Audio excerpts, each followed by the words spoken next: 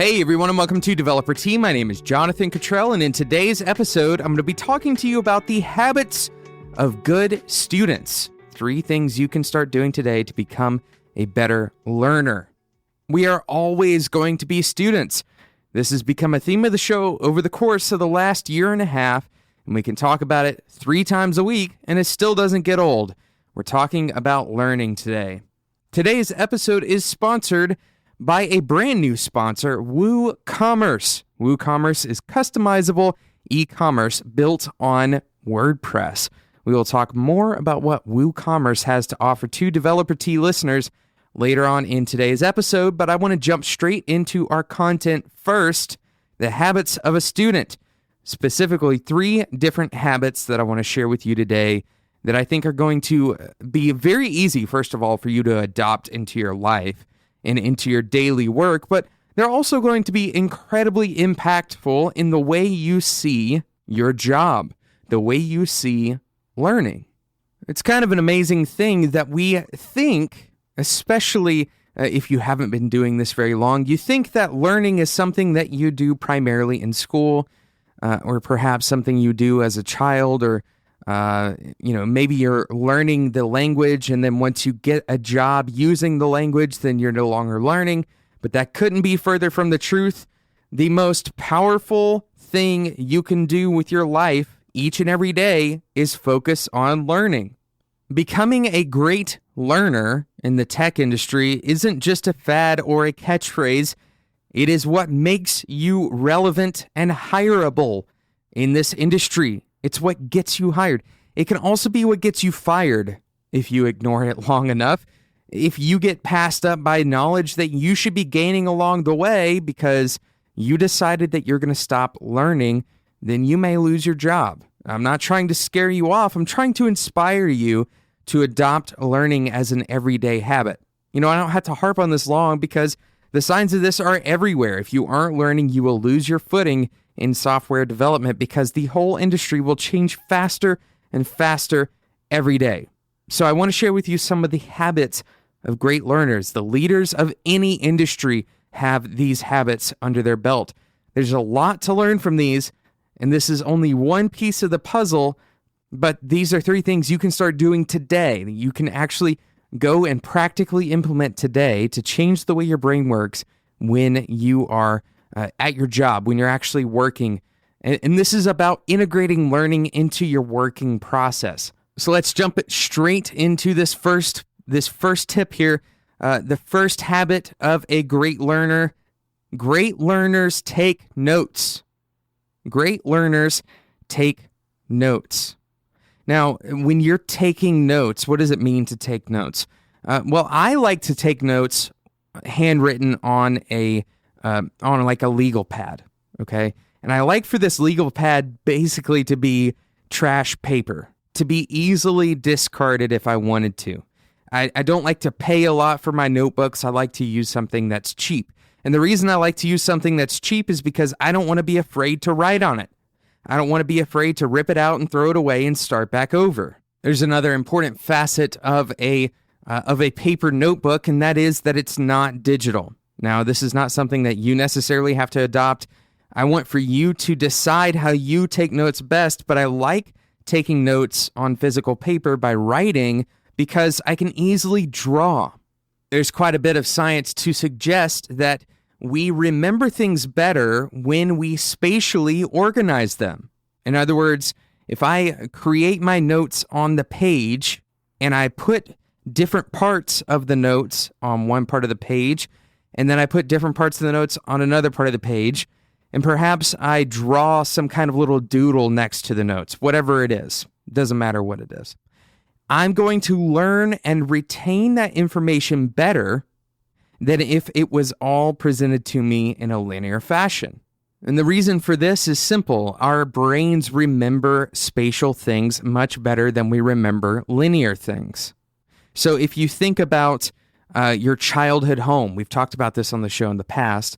If you think about your childhood home, you can probably remember where your room was. In fact, you can probably remember where 100 or 200 or 300 different items in your house, where they were.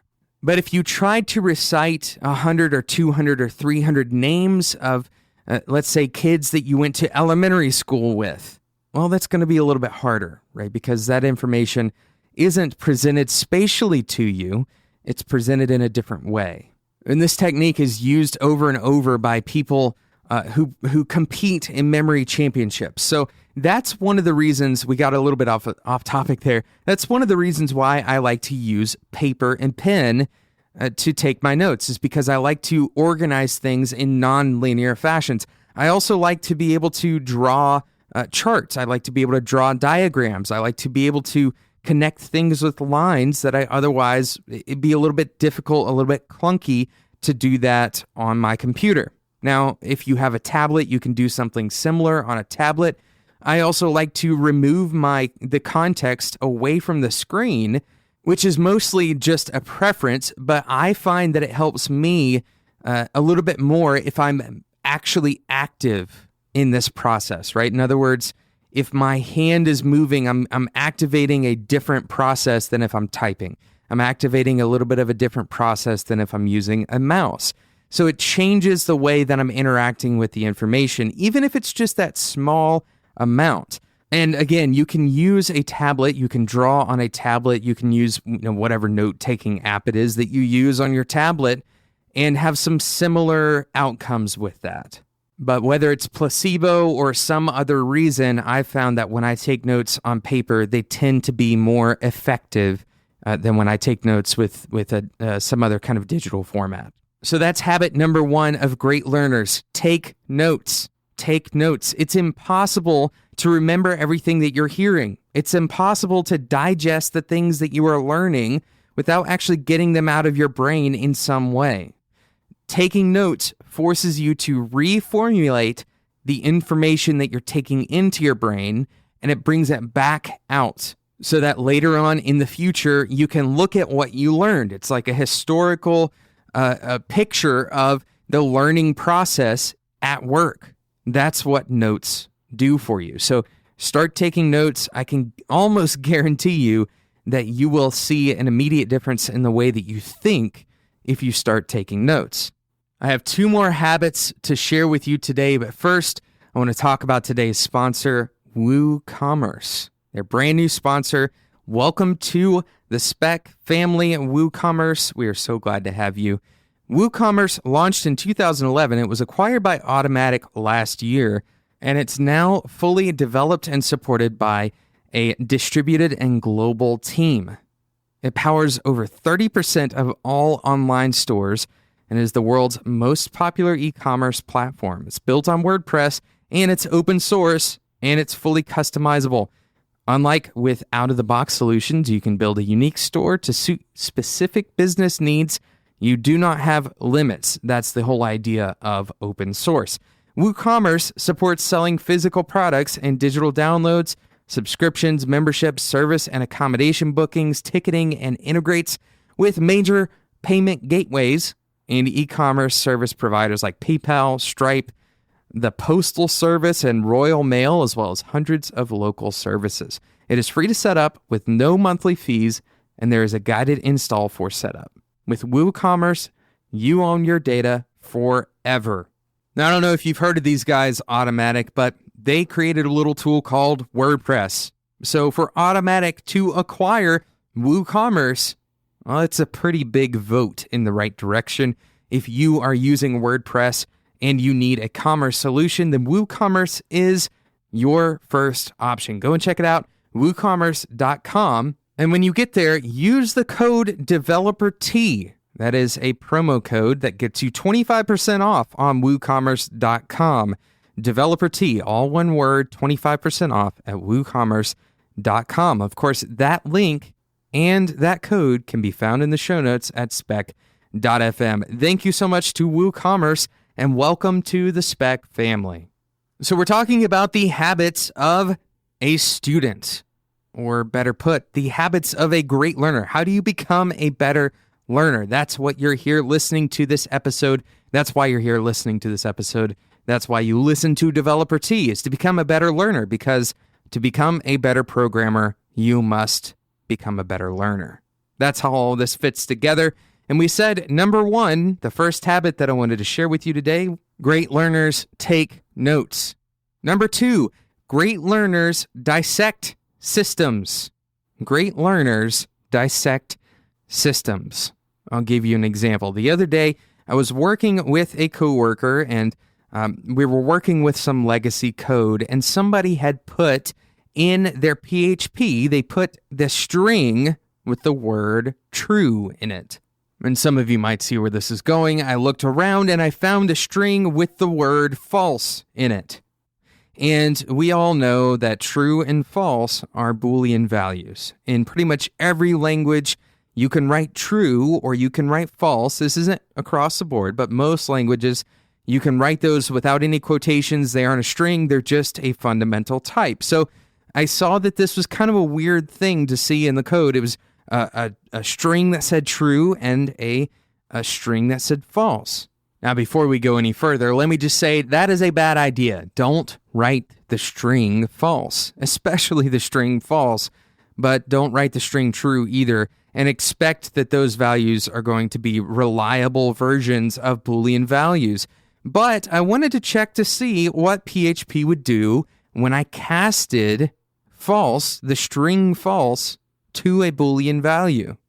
So I opened the interactive shell and I casted the string false to a Boolean value, and of course it returned true.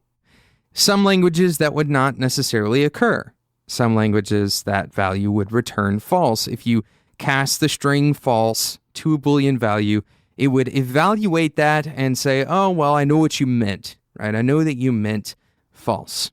Once again, this is a bad idea. Do not use the string true or false. But in any case, I didn't stop there, right? And this is where dissecting the system comes into play. Because if you're just looking to solve a problem, if you're only looking to, figure something small out, then you would stop at learning that PHP casts the string false to a true Boolean. But if you wanted to learn about the way that PHP casts different values, then you keep on going, right? So I checked maybe 5 or 10 others, like an empty string, for example. I checked an empty string. I checked a string with a space in it. I checked the number 0. I checked, obviously the bare words, true and false. I checked the null identifier. I checked all these different things in PHP to see what it would cast them to. Now, if you are working on a project and you come across something that you don't fully understand, the great student sees this as an opportunity. Your obstacles in your work life are always learning opportunities. If you're taking notes, as I told you to do in the first point, if you're taking notes now, write that down. Every obstacle you face, anytime you don't understand something, that's an obstacle. Any of those obstacles that you face, those are learning opportunities. And when you have a learning opportunity, you can either learn the minimum amount or you can learn as much as possible in that learning opportunity. And learning as much as possible means dissecting the system that you're learning about. Now, there's a realistic amount of dissecting that will occur, and then there's an unrealistic amount. I didn't check every letter in the alphabet to see what would happen if I casted those letters to a Boolean value in PHP. I learned a lot with just a little bit more effort. Hopefully by now all of you have heard of the Pareto principle, but the idea is that 80% of the benefit comes from 20% of the effort, and that's the rule that I want you to use when you're dissecting a system, when you're digging in and learning a little bit deeper than just the surface level. When you have a bug in your software, which you will probably today, when you have a bug in your software, dig in a little bit deeper. And I want you to use that 20% effort to get the 80% benefit. I want you to focus on, learning the most important parts of that system, dissecting the most important parts of that system. If you go crazy on this, if you dissect the whole thing, then yes, you will learn a lot. But eventually there are diminishing returns. There are edge cases that you start learning about that aren't really going to be super helpful in the long run. So This is an overgeneralized way of saying don't just solve your single problem, learn about the system that your problem is working within. Don't just solve that problem, but understand the system and why the problem occurred. Follow it back to its roots. So that's the second habit that great learners always employ. That is, they dissect the system. They understand the underlying principles about why something occurs, not just that it does or does not occur given certain circumstances. So habit number 1, take notes. Habit number 2, dissect systems. And habit number 3, great learners teach what they have learned. Great learners teach what they have learned. You do not have to have a developer working under your management to become a teacher. In fact, you don't even have to teach other people to become a teacher. That sounds a little bit crazy, doesn't it? You don't have to teach anyone to teach someone. But the reality here is that it's not about the receiving end in this process. It's about your preparation and your understanding of material in order to teach it. If you think about it, what I do with Developer T is I talk into a mic. Now, I do have people on the other end of this. There are thousands of you who are listening right now. But if you think about the actual reality, I am in a room talking into a mic and no one can hear me. But here's the amazing thing, and this is the thing that I want you to capture. Again, if you're taking notes, write this down. The work that I do to create these episodes is just as helpful to my learning as it is to the people who hear the episodes. The process of teaching is also the process of learning.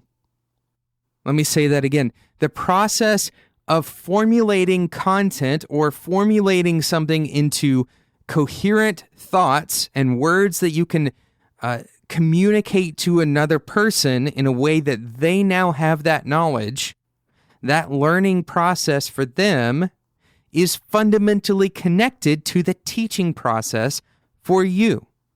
Think about it this way. For you to be ready to teach something, you have to have learned that thing thoroughly. And the process of teaching, and more specifically, the process of preparing to teach, will outline where you are weak on a given subject, where your knowledge is weak on a given subject. And preparing to teach that subject will require that you fix the areas where you're weak. So you'll see that the great learners in any field, they eventually end up teaching in some way or another, whether that's through some kind of media outlet, or maybe they write a book, or maybe they actually become a professor, they end up teaching. Now, for you to start teaching, you don't have to have someone listening. Take the same rubber duck that you use for rubber duck debugging and start rubber duck teaching. Start teaching content to yourself. And the amazing thing is, this will increase your authority in your given field, especially if you capture what you are learning and what you're teaching. If you can teach other people through, let's say, a blog, something as simple as that, that can be incredibly valuable. You don't have to have thousands of readers or millions of readers for that to be valuable. That's just as valuable to you as the writer as it is to the reader. So running back through the habits of a great learner, number 1, great learners take notes. Number 2, great learners dissect systems. And number 3, great learners teach what they have learned. I hope you adopt each and every one of these habits into your own career, into your own habit system.